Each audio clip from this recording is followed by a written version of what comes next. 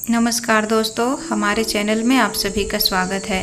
अगर आपको कहानी पसंद आए तो वीडियो को लाइक करके, चैनल पर पहली बार आए हैं तो सब्सक्राइब करके बेल आइकन घंटी दबाना ना भूलें। चलिए कहानी की तरफ चलते हैं। हमेशा अपनी माँ पर जान छिड़कने वाला इकलौता बेटा प्रदीप शादी के बाद इतना बदल जाएगा, उसकी माँ सुमन जी ने कभी सपने में भी नहीं सोचा था कि वह इस तरह बदल जाएगा कि उसे अब अपनी माँ के सुख दुख से कोई लेना देना ही नहीं रह जाएगा। रोज की तरह सुमन जी ने प्रदीप की शादी के दूसरे दिन भी आवाज़ लगाया तो उसने कोई जवाब नहीं दिया। फिर सुमन जी को लगा हो सकता है बेटा बहू देर रात सोए हो, इसलिए सुबह जल्दी नींद नहीं खुली होगी।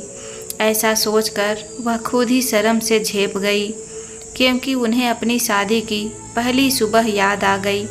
लेकिन वह उन दिनों सुबह होने से पहले ही उठकर सबसे पहले नहा धोकर रसोई में पहुंच गई थी। परंतु आजकल की बहू बेटियों को किसी के मान मर्यादा से कोई फ़र्क ही नहीं पड़ता। ऐसा सोचकर उन्होंने दोबारा आवाज़ नहीं लगाया और अपने घर आए उसके एक क्लाइंट को यह कहकर जाने के लिए कह दिया कि उसके जागते ही मैं सबसे पहले तुम्हारी फाइल उसे दिखा दूंगी। दरअसल उनका बेटा प्रदीप पेशे से वकील था और अच्छी वकालत करता था कि अच्छों की छुट्टी कर देता था, क्योंकि यह गुण उसने अपने पिता से ही सीखा था। उसके पिता दीनानाथ जी अपने ज़माने के नामी वकील थे। उन दिनों उन्होंने जितना धन कमाया उससे कहीं ज़्यादा इज्जत कमाया था। वही गुण उनके बेटे प्रदीप में भी आ गया था। इसलिए सुबह होते ही उनके घर में क्लाइंट का किसी न किसी काम से आना जाना लगा रहता था। लेकिन जब से उसकी शादी निर्मला से हुई थी तब से पता नहीं उसके दिमाग में क्या खिचड़ी पक रही है कि वह ना ही अपनी माँ के साथ ठीक से बात करता है, ना ही उसके पास आने वाले क्लाइंट के साथ अच्छी तरह से पेश आता है। जब से निर्मला ने उसकी ज़िंदगी में कदम रखा है वह तो मानो बावरा ही हुआ जा रहा है। उसे निर्मला के अलावा कोई दिखाई ही नहीं देता था। उसने जो कह दिया समझो प्रदीप के लिए पत्थर की लकीर होती थी। अब चाहे घर के काम करने हो या बाहर से सब्जी दूध या अनाज लाना हो, यह सब काम सुमन जी के हिस्से में ही आता था। अगर सुमन जी किसी दिन सब्जी दूध या अनाज नहीं लाती थी, उस दिन समझो सुमन जी के पेट में पानी के अलावा कुछ नहीं जाता था। जबकि प्रदीप और निर्मला या तो बाहर जाकर खा लेते या फिर ऑनलाइन ऑर्डर करके घर पर ही खाना मंगवा लेते, लेकिन भूखी रह जाती तो वह थी सिर्फ सुमन जी। बेटा बहू के रहते उन्हें कोई यह पूछने वाला भी नहीं था कि उनकी तबीयत कैसी है, उन्हें कब किसी चीज़ की ज़रूरत है, उन्हें भूख तो नहीं लगी। फिर भी सुमन जी कभी किसी से शिकायत नहीं करती थी, क्योंकि वह जानती थी अगर वह थोड़ी सी भी ऊँची आवाज़ में बात करेगी तो उनके बहू बेटे चुप रहने वाले तो है नहीं। और वह नहीं चाहती थी कि किसी भी बात का बतंगड़ बने और पड़ोसी ताली पीटे, हंसी उड़ाए। उन्होंने अपने मन में ठान लिया था कि जब तक उनकी सांस चलेगी वह बिना किसी शिकायत के उनसे जितना बन पड़ेगा वह करती रहेगी। और वह लगी रही अपने काम में। एक दिन सुमन जी को अधिक थकान और उम्र ढल जाने के कारण भयंकर बुखार हुआ, जिसके कारण उन्हें बहुत ज़्यादा पसीना आया और बुखार भी बढ़ गई थी। उन्होंने देखा उनके कमरे में रखे जग में पानी ख़त्म हो गया है। उनके हाथ पैर थर थर काँप रहे थे। फिर भी उन्होंने जग को पकड़ा और दीवार के सहारे धीरे धीरे किचन में पानी लेने गई। जब वह पानी लेने जा रही थी तब उन्होंने देखा उनके बेटे बहू के कमरे की लाइट जल रही है। उन्हें डर लग गया कि कहीं उनके बेटे या बहू की तबीयत खराब तो नहीं हो गई। यह पता करने के लिए वह धीरे धीरे उनके कमरे की दरवाजे के पास गई। वहां जाकर उन्होंने जो सुना उनके तो पैरों तले ज़मीन ही खिसक गई। उनका बेटा प्रदीप कह रहा था, यार यह माँ भी कब तक जिंदा रहेगी। पापा तो अपना जल्दी ही टिकट कटाकर परलोक सुधार गए, लेकिन यह माँ तो लगता है अमर खाकर ही आई है। इसे जाने कब यमराज जी के पास से बुलावा आएगा। मुझे तो लगा था पापा के चले जाने से उनके शोक में ही निपट जाएगी, लेकिन पता नहीं इस पुराने सामान रूपी कबाड़ को और कब तक बोझ की तरह ढोना पड़ेगा। तभी निर्मला बोली, यार प्रदीप, ऐसी बातें मैं तुम्हारी माँ के लिए करती तो एक बार शोभा भी देता, लेकिन तुम तो उनके अपने बेटे हो, फिर तुम अपनी ही माँ के लिए ऐसा कैसे बोल सकते हो। भगवान ना करे कल के दिन अगर हमारा बेटा सुनेगा और हमारे बारे में भी ऐसी ही बात करेगा तो क्या हमको अच्छा लगेगा। और तुम ही तो बताते हो ना कि तुम कॉलेज कर रहे थे, तभी तुम्हारे पापा गुजर गए थे। उस समय तो तुम्हारी पढ़ाई के लिए भी बहुत पैसों की आवश्यकता रही होगी, फिर वकालत की पढ़ाई में भी तो पैसे लगे होंगे। यह सब तो तुम्हारी माँ ने ही खर्च किए होंगे ना, तो तुम उन दिनों को कैसे भूल सकते हो। तभी प्रदीप बोला, हाँ यार, तुम्हारा कहना ठीक ही है, लेकिन इतना तो हर माँ बाप करते हैं, तो मेरी माँ ने मेरे लिए इतना करके मेरे ऊपर कोई एहसान तो नहीं किया ना। हमारा बेटा गोलू भी है तो उसके प्रति हमारी भी जिम्मेदारी है, हम भी जी जान लगा देंगे उसकी परवरिश में। तुम देखती रहना, उसकी परवरिश में मैं कोई कमी नहीं होने दूंगा। मेरी माँ की तरह नहीं करूँगा, कभी चावल तो कभी रोटी नहीं, कभी सब्जी तो कभी दाल नहीं। ऐसे सब कठिन परिस्थितियों में माँ ने पाला है मुझे, लेकिन तुम देखती रहना, मैं अपने बेटे को किसी भी चीज़ की कोई कमी नहीं होने दूंगा। सुमन जी अपने बेटे की ऐसी बातें सुनी तो उनकी आंखों से आंसुओं की धारा झरझर बहने लगी। हाथ पैर और भी अधिक कांपने लगे और उनके हाथ में रखा स्टील का जग धड़ाम से वहीं गिर पड़ा। रात के सन्नाटे में थोड़ी सी आवाज़ भी बहुत ज़्यादा सुनाई पड़ती है, इसलिए उस जगह के गिरने की भी ज़ोरदार आवाज़ सुनाई पड़ी। प्रदीप और निर्मला दोनों को लगा शायद उनके घर में चोर घुस गया है। वे दोनों चोर चोर कहकर आवाज़ लगाते हुए अपने कमरे का दरवाज़ा खोले। उनके शोर करने से उनका 5 साल का गोलू भी जाग उठा और डर कर मम्मी मम्मी कहकर रोता हुआ अपनी माँ के पास जा छुपा। सुमन जी डर के कारण वहीं दरवाजे के पास रखे ड्राम के पीछे छुप गई, वरना उनके बेटे बहू उनको वहाँ देख लेते तो फिर से हंगामा करने लग जाते। लेकिन उनके पोते गोलू ने उन्हें देख लिया और उनकी तरफ उंगली का इशारा करते हुए कहा, दादी दादी। तभी निर्मला ड्राम के पास गई और उनका हाथ पकड़कर बाहर निकालते हुए बोली, क्यों रे बुढ़िया, तुझे हमारी जासूसी करने में बड़ा मज़ा आता है ना। आज तक मैं तेरी बहुत इज्जत की, लेकिन तू सच में लातों की देवी है, बातों से कभी मानती ही नहीं है। मुझे तेरी लाचारी पर थोड़ा अफसोस होता था, लेकिन आज के बाद तू अपने लिए नफ़रत ही पाएगी। सुमन जी उसे समझाने की बहुत कोशिश की कि वह उनकी जासूसी यह बात सुनने के लिए ही आई थी। वह तो उनके कमरे में जग में पानी नहीं था और उन्हें प्यास जोरों की लग रही थी, तो वह पानी लेने किचन में जा रही थी। लेकिन निर्मला को तो केवल बहाना मिलना चाहिए था अपने घर से निकालने का, और प्रदीप तो चाहता ही यही था। वह तो निर्मला के कारण ही उतने दिनों तक उनके घर में टिकी हुई थी, वरना प्रदीप तो बिल्कुल भी नहीं चाहता था कि उसकी माँ सुमन जी उनके साथ रहे।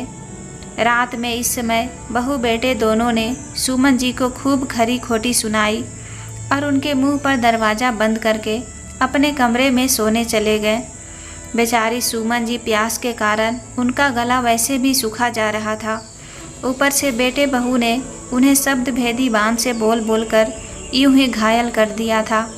अब उन्हें यह समझ नहीं आ रहा था कि वह पानी लेने किचन में जाए या बिना पानी लिए ही अपने कमरे में जाकर फूट फूट कर रोए, क्योंकि बेटे बहू की बातों ने उन्हें इतना घायल कर दिया था कि अब उनके जीने की इच्छा पूर्ण रूप से ख़त्म हो चुकी थी। वह वहीं पर बहु देर तक बैठकर आंसू बहाती रही। फिर जब प्यास ज़्यादा बढ़ गई तो वहाँ से उठी और किचन में जाकर पानी लेकर आई और अपने कमरे में जाकर फूट फूट कर रोने लगी। अब उन्होंने मन में ठान लिया था कि अपने बेटे बहू के पास नहीं रहेगी। वह या तो अपने गांव वाले घर में चली जाएगी या अपने भाई भतीजे के पास चली जाएगी। लेकिन फिर दूसरे ही पल उन्हें लगा दूर के ढोल सुहाने लगते हैं, बेटे बहू के पास कम से कम इज्जत तो बनी हुई है। अगर इस घर से निकल जाती हूँ तो भाई भतीजे ने अगर अच्छे से रख लिया तो ठीक है, लेकिन वहाँ भी ऐसा ही कुछ हुआ और गांव के घर में चली गई, लेकिन वहाँ मेरा खर्च कौन पूरा करेगा? और गोलू मेरे पोते के बिना तो मैं एक दिन भी नहीं रह सकती। इसलिए अपने पोते की खातिर उन्होंने अपने आप को समझा लिया कि चाहे बेटा बहू जैसा भी रखेंगे, मैं उनके साथ ही रहूँगी। ऐसा सोचते सोचते उन्हें कब नींद लग गई, उन्हें पता ही नहीं चला। जब सुबह सुमन जी देर तक सोती रही तो उनकी बहू निर्मला को डर लगने लगा कि क्या हो गया इस बुढ़िया को। रोज़ सुबह सबसे पहले उठने वाली आज कैसे इतनी देर तक सो रही है। उसने अपने पति से कहा, क्यों जी, आपकी माँ को रात वाली बात कहीं ज़्यादा ही तो नहीं लग गई और अपने पति के पास परलोक तो नहीं सुधार गई? कहकर उसने मुस्कुरा दिया। तभी प्रदीप बोला, हाँ यार, काश तेरा कहा हुआ शब्द सही हो जाता तो कितना अच्छा होता। यह ज़बरदस्ती के बोझ को ढोने से तो छुटकारा मिलता। प्रदीप और निर्मला की बातें सुमन जी अपने बिस्तर पर लेटी हुई सुन रही थी, लेकिन बुखार और कमजोरी के कारण उन्हें अपने बिस्तर से उठने की इच्छा भी नहीं होती थी। उन दोनों की बातें सुनकर भी बेचारी बीमार लाचार बुढ़िया क्या कर सकती थी। उनकी आंखों से उनकी आंसू बहने लगे।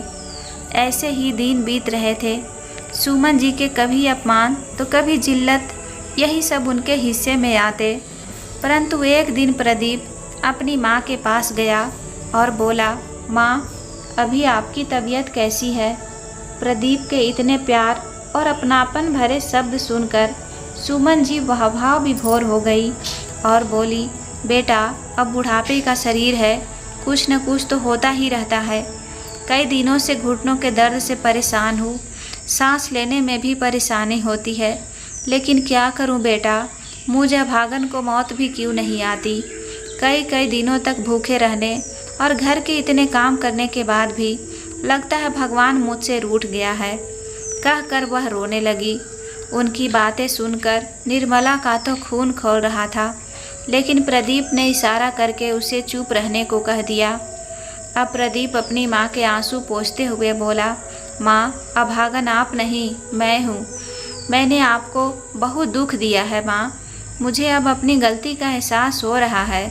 मैं इतना बड़ा वकील हूँ, सबके केस लड़कर उनकी परेशानियों को दूर करता हूँ और अपने ही घर की, अपनी ही माँ की परेशानियों को दूर नहीं कर पा रहा हूँ।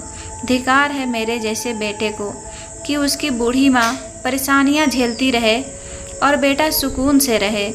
मैं आपको कल ही हमारे शहर के एक बहुत बड़े अस्पताल में ले जाकर इलाज करवाऊँगा।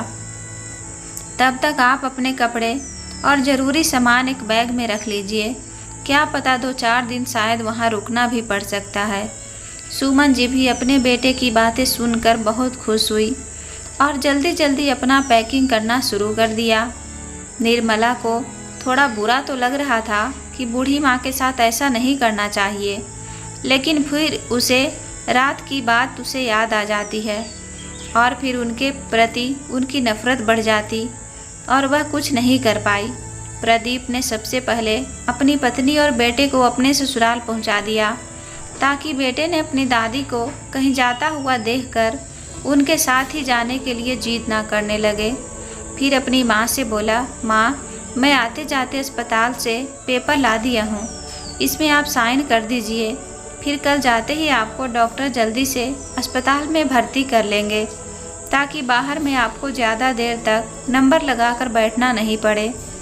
सुमन जी ने अपने बेटे पर विश्वास करते हुए उसने जहाँ जहाँ साइन करने के लिए कहा वहाँ साइन कर दिया, जबकि उनके पति दीनानाथ जी, जो कि बहुत ही जाने माने वकील थे, उन्होंने सुमन जी को हमेशा यही सिखाया था कि चाहे कोई कितना भी अपना होगा, कहीं भी किसी भी पेपर पर साइन करने से पहले एक बार ज़रूर पढ़ लेना और अगर समझ में नहीं आता तो उस पर कतई साइन नहीं करना। लेकिन सुमन जी ने अपने बेटे पर पूरा भरोसा करके सभी पेपर्स पर साइन कर दिया। प्रदीप मन ही मन बहुत खुश हुआ कि अब बुढ़िया मरे या जिए, अब उससे कोई लेना देना ही नहीं है। और उसने दूसरे दिन ही उन्हें अपनी कार में बैठाकर पागल खाने ले गया। जब वह उन्हें पागल खाने लेकर जा रहा था तब बेटे की दोस्त के पिता ने उसे देख लिया था।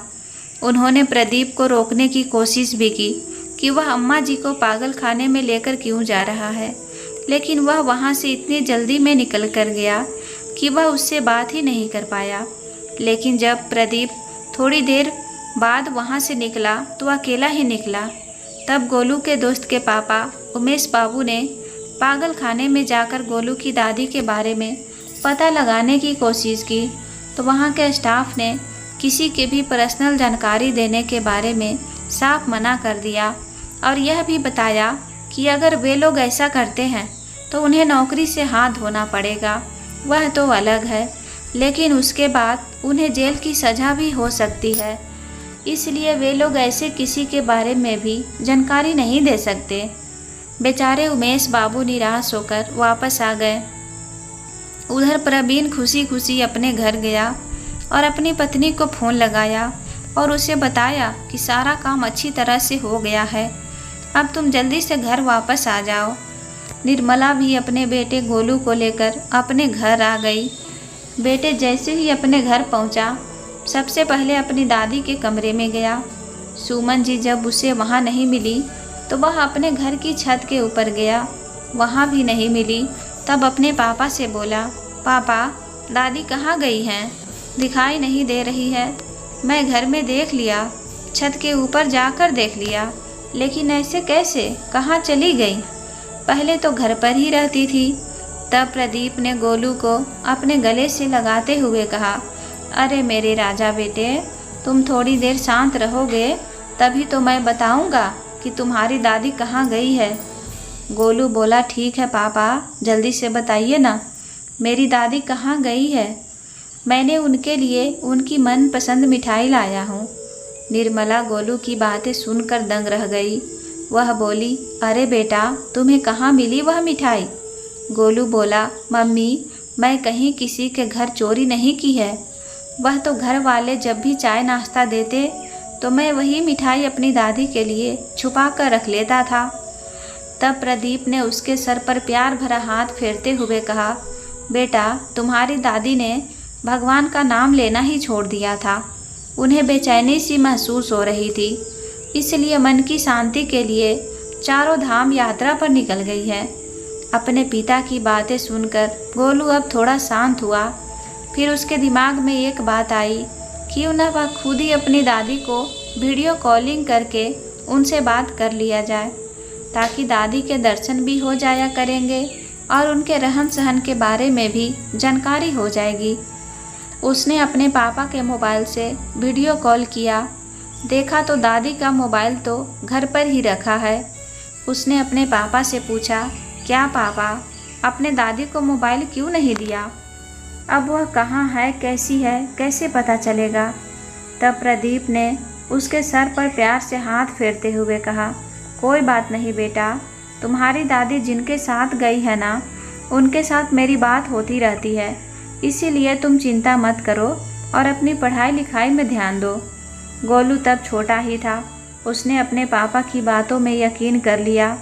समय धीरे धीरे बीतता गया और गोलू विदेश में जाकर डॉक्टर की पढ़ाई करने लगा। जब वह डॉक्टर की पढ़ाई करके अपने देश वापस आ रहा था, उसके मन में ढेरों प्रश्न चल रहे थे। वह सबसे ज़्यादा अपनी दादी को ही याद कर रहा था, लेकिन वह जब भी अपनी दादी के बारे में पूछता, उसके पापा कह देते, बेटा, तुम्हारी दादी को अब मोह माया से कोई लेना देना नहीं। इसलिए वह जब से चारों धाम यात्रा पर गई है, उनका मन भगवान की भक्ति में ही लीन हो गया है और वह किसी तीर्थ स्थल में बैठकर ही भगवान का चिंतन करने लगी है। लेकिन गोलू का मन मानने को तैयार ही नहीं था। वह विदेश से आया और वापस अपने घर नहीं जाकर सीधे अपने दोस्त के घर गया और उसे अपने मन की बात बताई कि किस तरह उसकी दादी के लिए उसका मन तड़पता है। तभी पिंटू ने गोलू को बताया कि उसके पापा उमेश जी उसे बता रहे थे कि तेरे पापा तेरी दादी को पागल खाने में लेकर जा रहे थे, और वह सारी बातें बताई जो उमेश जी ने उस दिन देखा था। गोलू, पिंटू और उमेश जी तीनों ही उस पागल खाने में गए जहां गोलू की दादी थी। वहां जाकर गोलू ने अपना आईडी कार्ड दिखाया तो उन्हें अंदर जाने दिया। गोलू ने जब अपनी दादी को देखा तो वह तो उन्हें पहचाना ही नहीं। लेकिन जब वहां के डॉक्टर ने उसे बताया कि सुमन जी वास्तव में पागल नहीं थी, वह एक सुलझी हुई समझदार महिला थी। लेकिन किसी प्रवीण नाम के आदमी ने किसी चंदेरी नाम के डॉक्टर के द्वारा लिखित सर्टिफिकेट दिखाया जिसमें सुमन जी को 95% पागल घोषित कर दिया गया था। लेकिन वह इन पागलों के बीच रहते रहते इन पागलों से भी ज़्यादा खतरनाक हो गई है। इन्हें खाना खिलाना हो या पानी पिलाना हो, सबसे पहले उनके चारों हाथ पैर को लोहे की चैन से बांधना पड़ता है, तब यह खाना खाती है या पानी पीती है। अपनी दादी की ऐसी दुखद कहानी सुनकर गोलू की आंखों में आंसुओं की झड़ी लग गई। उसने अपनी दादी के बालों को सुलझाया, भोजन कराया, हाथ मुंह धुलवाया। सुमन जी को भी उस दिन कुछ अच्छा महसूस हुआ। उन्होंने पहले की तरह पागलों जैसी हरकतें नहीं की और कोई छोटे बच्चों की तरह इधर उधर ऐसे देखने लगी जैसे उन्हें कुछ समझ में ही नहीं आ रहा हो, क्योंकि वास्तव में उन दिनों उन पागलों के बीच रहते रहते अपना मानसिक संतुलन खो बैठी थी। लेकिन अपने पोते के स्पर्श मात्र से उनके मन में एक अजीब सी शांति का अनुभव हुआ। गोलू ने उनको दिए जाने वाले मेडिसिन चेक किया। उसने देखा यह दवाई तो उसकी दादी को और भी अधिक एग्रेसिव करने वाली है। उसने वहाँ के डॉक्टर से निवेदन किया कि उसकी दादी का इलाज उसे ही करने दे। डॉक्टर ने उसे समझाने की कोशिश किया कि उन्हें ठीक होने तक वहीं रहने दे, लेकिन उसने अपनी जवाबदारी में उनकी छुट्टी करवाकर वहाँ से लेकर अपने दोस्त पिंटू के घर ले आया। पिंटू के पापा उमेश जी ने उसकी दादी की सेवा अपनी माँ की तरह किया। अब सुमन जी कुछ ही दिनों में पूरी तरह से ठीक हो गई। एक दिन गोलू अचानक अपने घर पहुँचा। वहाँ जाकर देखा तो उसके घर में बहुत ही जोर शोर से जश्न मनाया जा रहा था। सभी लोग उसके पापा को बधाइयाँ दे रहे थे, क्योंकि उसके पापा ने शहर के बीचों बीच बहुत बड़ा शोरूम खोला था। जहाँ बेटे ने उनकी सफलता का राज जानना चाहा तो उन्होंने कह दिया, अरे बेटा आम खाओ, गुठलियाँ क्यों गिन रहे हो। गोलू को शक हुआ और उसने पता लगाना शुरू किया कि उसके पापा ने करोड़ों का शोरूम इतनी जल्दी कैसे खोल लिया। तब उसे पता चला कि उसके पापा ने उसकी दादी से धोखे से उनके नाम पर जितने भी प्रॉपर्टी थे एक पेपर्स में साइन करवा लिया और सारा धन हड़प लिया और उन्हें पागल करार कर पागल खाने में डालकर अपना पल्ला झाड़ लिया। यह सारी सच्चाई पता करने में उमेश जी ने उसकी बहुत मदद की। सारी सच्चाई पता चलते ही गोलू के मन में उसके मम्मी पापा के प्रति भयंकर नफरत भर गया। उसने अपने मम्मी पापा को सबक सिखाने की सोचा। कुछ दिनों बाद उसका जन्मदिन था। उसने अपने मम्मी पापा से कहा, पापा मुझे ऐसा गिफ्ट चाहिए जो मुझे सबसे ज़्यादा पसंद है। उसके पापा ने कहा, अरे तुम जो कहोगे हम तुम्हें देने के लिए तैयार हैं, बोलो तुम्हें क्या चाहिए। उसने कहा, मैं ऐसा चीज़ खरीदने जा रहा हूँ जिसमें आपके साइन चाहिए। आप मेरे ऊपर विश्वास तो करते हैं ना पापा। प्रवीण बोला, अरे बेटा तुम कैसी बात कर रहे हो, तुम हमारे इकलौते संतान हो। हम तुम्हारे ऊपर विश्वास नहीं करेंगे तो किसके ऊपर करेंगे। अच्छा तो पापा आप बिना कोई सवाल जवाब किए इन पेपर्स पर साइन तो कर दीजिए। प्रदीप ने पेन पकड़े और गोलू ने जहाँ जहाँ कहा वहाँ वहाँ साइन कर दिया। गोलू उन पेपर्स को लेकर सीधे कोर्ट चला गया और सुमन जी की ओर से केस लगा दिया कि 2 दिनों के अंदर उनके घर खाली होना चाहिए और जो शोरूम शहर के बीचों बीच प्रदीप ने खोला है उसका भी मालिकाना हक सुमन जी को ही दिया जाए, क्योंकि वह शोरूम उन्हीं की प्रॉपर्टी को बेचकर बनाया गया है। और जिस घर में प्रदीप और निर्मला रह रहे हैं वह घर भी सुमन जी के पति दीनानाथ जी ने ही खरीदा था, इसलिए हक से वह घर भी सुमन जी का ही है। जब वह नोटिस प्रदीप और निर्मला ने पढ़ा तो उनके तो पैरों तले ज़मीन ही खिसक गई। फिर प्रदीप बोला, अरे निर्मला, हमको घबराने की कोई बात नहीं है। माँ तो पागल खाने में है। मैंने उनका ऐसा पुख्ता इंतजाम किया है कि 7 जन्म में ले लेगी ना, फिर भी ठीक नहीं हो पाएगी। क्योंकि जब वह अच्छी भली थी तभी मैंने ऐसे लोगों के बीच में छोड़ दिया था कि वह ऑटोमेटिक पागल हो गई होगी। क्योंकि मैं पिछले महीने ही तो गया था वहाँ के डॉक्टर से मिलने, तो उन्होंने बताया अब सुमन जी पूर्ण रूप से पागल हो चुकी है। अब तो माँ इतनी पागल हो चुकी है कि लगता है वह किसी को नोच खाएगी। इसलिए वहाँ के डॉक्टर उसे लोहे की चैन से बांध कर रखते हैं।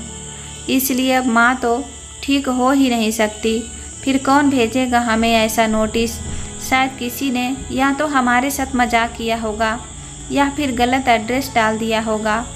और दोनों खिलखिलाकर हंस पड़े। तभी प्रदीप का बेटा गोलू पुलिस वालों के साथ घर में दाखिल हुआ और बोला, मम्मी, हमारे घर कुछ मेहमान आए हैं, स्वागत नहीं करोगे इनका? पुलिस वालों को देखकर प्रदीप और निर्मला भौचक्के रह गए। दोनों एक साथ बोले, सर, आप यहाँ क्या कर रहे हैं? और गोलू थानेदार साहब को लेकर क्यों आया है? तभी गोलू ने सीटी बजाई।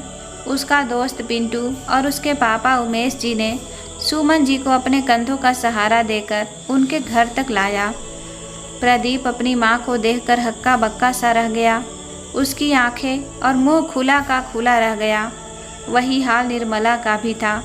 उन दोनों की हालत ऐसा हो गई थी मानो काटो तो खून ही नहीं। फिर प्रदीप घड़ियाली आंसू बहाते हुए अपनी माँ के पास गया और उनके हाथों को छूते हुए कहा, माँ, तुम कहाँ रह गई थी? मैंने तुम्हें कहाँ नहीं ढूंढा। तुम तो तीर्थ यात्रा में गई थी ना? निर्मला ने तो मुझे यही बताया था, है ना निर्मला? माँ जी, आप तो तीर्थ यात्रा पर गई थी ना? पर सभी लोग तो आ गए, लेकिन आप ही उनके साथ क्यों नहीं आए थे? हमें आपकी बहुत याद आ रही थी। गोलू भी जब से विदेश से आया है बस दादी दादी ही करता रहता है। हमें आपकी बहुत याद आती थी माँ जी, कहकर वह जैसे ही सुमन जी के पास गई, सुमन जी ने सबसे पहले अपने बेटे के गाल में 2 थप्पड़ जड़ दिए और 2 थप्पड़ अपनी बहू के गाल में जड़ दिए और कहा, अगर ये थप्पड़ मैं तुम्हें पहले ही जड़ दिया होता तो मुझे यह दिन नहीं देखना पड़ता। कहकर वे अपने घर के अंदर गई और सोफे के ऊपर बैठते हुए बोली, इंस्पेक्टर साहब, गिरफ्तार कर लीजिए इन दोनों नालायकों को। आज से मैं समझूंगी कि मेरी कोई औलाद ही नहीं है। तभी गोलू दादी की गोदी में अपना सिर रखता हुआ बोला, दादी, फिर मैं कौन हूँ और कहाँ जाऊँ? तब सुमन जी बोली, अरे मेरे लाल, तू तो मेरे खानदान का चिराग है। तू ही तो है जिसके सहारे मेरी लालसा और जाग रही है कि कुछ दिन और जी लूँ, ताकि तेरी शादी होता हुआ देख लूँ। फिर उसके बाद मर भी जाऊँ तो कोई बात नहीं। गोलू बोला, नहीं दादी, मरे आपके दुश्मन, मुझे तो अपनी दादी के अलावा कोई नहीं चाहिए। तभी इंस्पेक्टर साहब ने प्रदीप और निर्मला को जेल में डाल दिया और गोलू और उसकी दादी खुशी खुशी अपने घर में रहने लगे। वहीं उधर पिंटू और उसके पापा भी दोनों बाप बेटा ही रहते थे, क्योंकि उसकी माँ भी किसी महामारी में चल बसी थी। अब सुमन जी और उमेश जी माँ बेटे की तरह बैठकर इधर उधर की बातें करते और पिंटू और गोलू दोनों मिलकर शोरूम के साथ साथ अपना अपना बिजनेस भी करते हैं। उधर जेल में रहते हुए प्रदीप और निर्मला को यह आशा थी कि उनका बेटा गोलू उनसे मिलने आएगा, उन्हें जेल से छुड़ा कर ले जाएगा। लेकिन गोलू को छल कपट से बहुत ही नफरत थी और वह इस दुनिया में सबसे ज़्यादा प्यार करता था तो वह थी उसकी दादी और उसके माता पिता। लेकिन उसके माता पिता ने छल किया था अपनी स्वयं की माँ से। इसी बात की चीड़ उसे अपने माँ बाप से मिलने नहीं देती थी। उसने मन में ठान लिया था कि जिस तरह उसके माता पिता ने अपनी बूढ़ी लाचार और बीमार विधवा माँ के खाने के लिए भोजन पानी और दवाई गोली के लिए तरसाया है, उन सभी चीज़ों को गिन गिन कर बदला लेगा। उसने अपना केस वापस नहीं लिया। अब प्रदीप और निर्मला जेल में बैठे खून के आंसू बहाते रहते हैं और अपने द्वारा किए गए गलत कामों को याद करके पछताते रहते हैं। लेकिन कहते हैं ना, गया हुआ समय वापस नहीं आता। बस यही हुआ प्रदीप और निर्मला के साथ भी। उन दोनों ने दृढ़ संकल्प किया कि आज से वे दोनों ऐसी गलती कभी नहीं करेंगे। दोस्तों, उम्मीद करती हूँ आपको कहानी पसंद आई होगी। कहानी पसंद आए तो वीडियो को लाइक करें। चैनल पर पहली बार आए हैं तो सब्सक्राइब करके बेल आइकन घंटी प्रेस करें ताकि आने वाली वीडियो का नोटिफिकेशन सबसे पहले आपको मिले। कहानी को पूरा देखने के लिए दिल से धन्यवाद।